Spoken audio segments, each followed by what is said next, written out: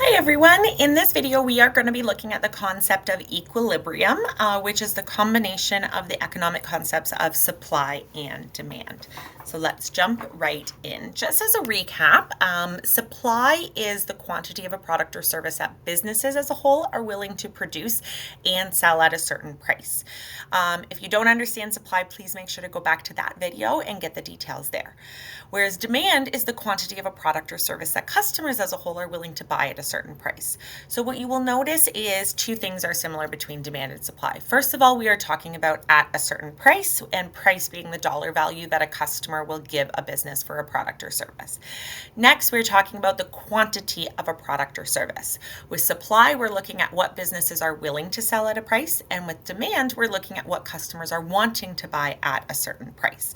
So as you can imagine, it's best for the whole industry and market as a whole if those were the same thing. And that's exactly what we are going to be looking for. Okay, so as a recap, our demand lines are always going in this direction. Okay, our law of demand tells us that as the price goes down, the quantity demanded will always go up. More people will want things if they cost less. So we're always going to see a diagonal line this way for demand and the opposite for supply. Again, our law of supply says that if price goes down, then less businesses are going to want to sell that product. So the quantity is going to go down. Okay, so our supply line is always going to go this way. It can shift right or left, and our demand line will always go this way, but can shift left or right. So when we put them together on a graph, you are going to notice that there's always going to be one point that they cross, given the nature of these lines.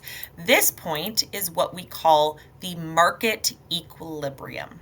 All right, so the market equilibrium is the point where supply and demand meet.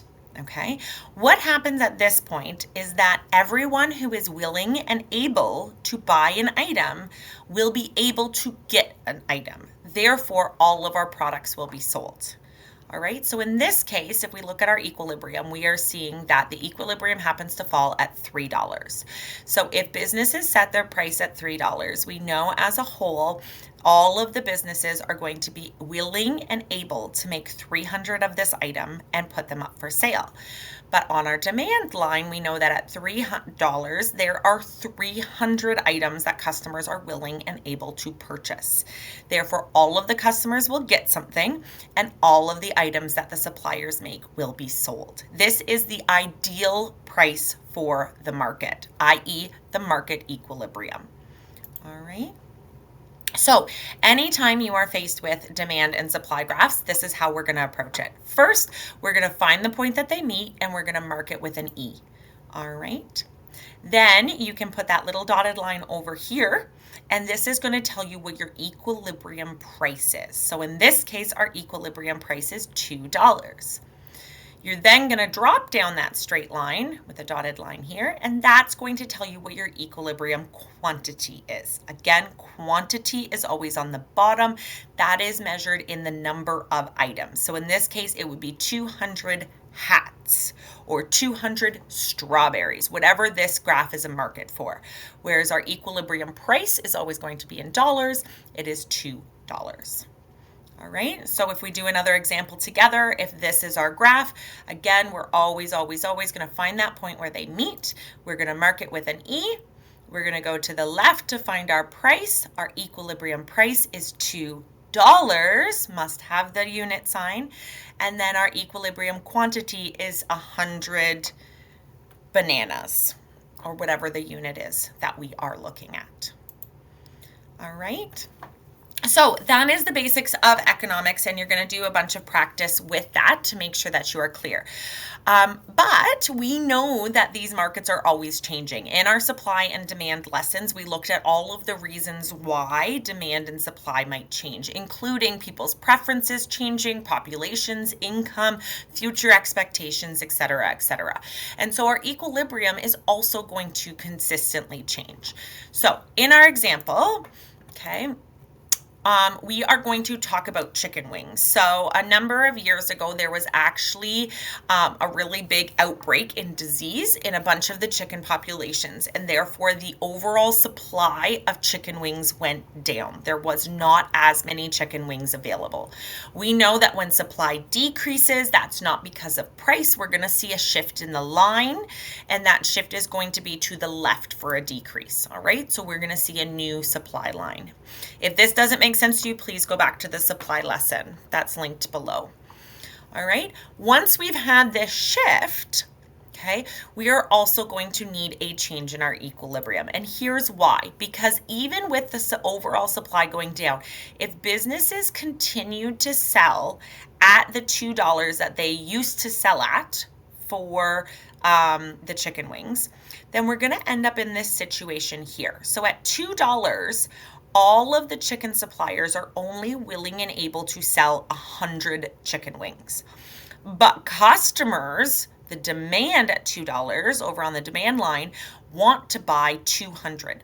So we only have 100 available, but we have 200 customers lined up. What is that? Well, this is something that we call a shortage, when there is not enough of a good or service available for all the customers who are willing and able to pay for it. There's not enough. There's a shortage. Okay, and we have seen this happen before. Through COVID, there was a shortage of toilet paper. There wasn't enough available for the number of people that wanted to buy it.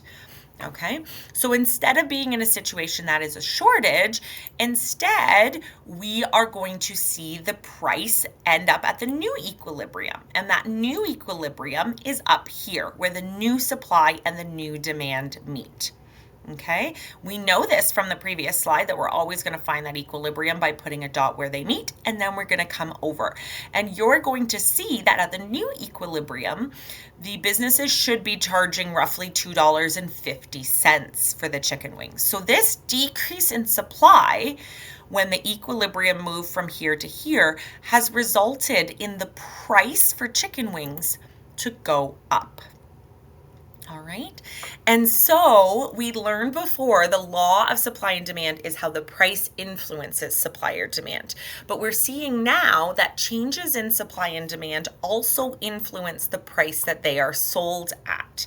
But they do that through this concept of equilibrium.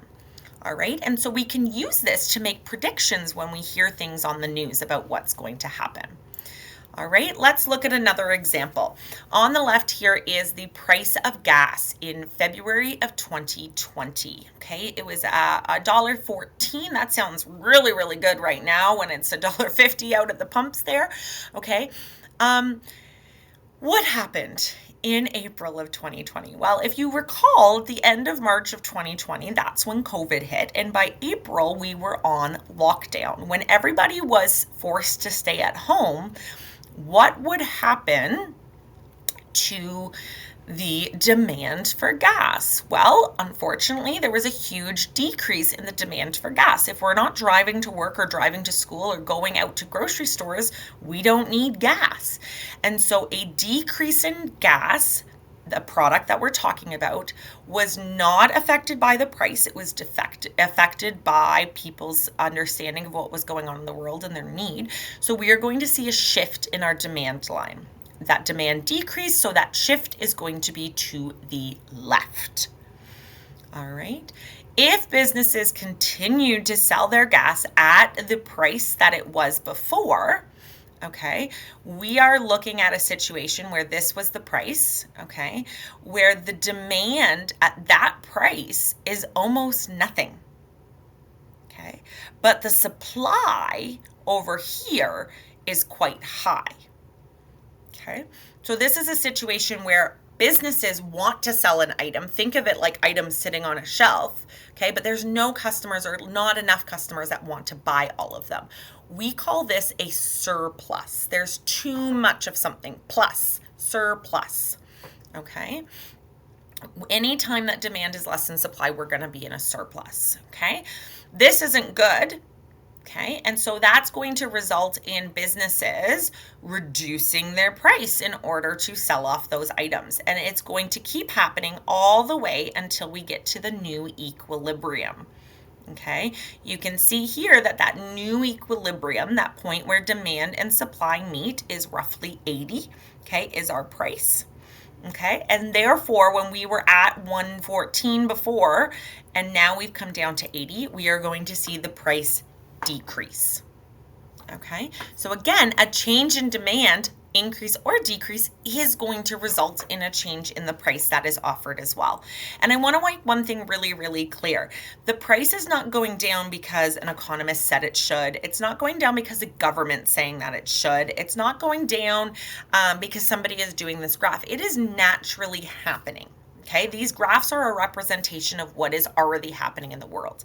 Because as you can imagine, if you are a business that is selling gas and you have your price here and nobody is buying it, okay, what is your instinct as a business person? I need to sell this because I have another shipment coming in. I have no room to take that new shipment. I need to sell it. When we want to sell something really quick, we reduce the price. Okay, and so they're going to keep reducing the price until we are able to sell off the amount that we have. That's going to happen just completely naturally with the way that businesses do business. Okay, and as you can see, in April of 2020, it was around that 83 mark. Okay, it had come all the way down to that equilibrium point. All right, so overall, as I mentioned, okay, because there are so many businesses that make up the supply curve, this happens completely naturally. Businesses are simply reacting to what's going on around them, reacting to their competition, and we are going to naturally see prices increase and decrease based off of those changes in supply and demand.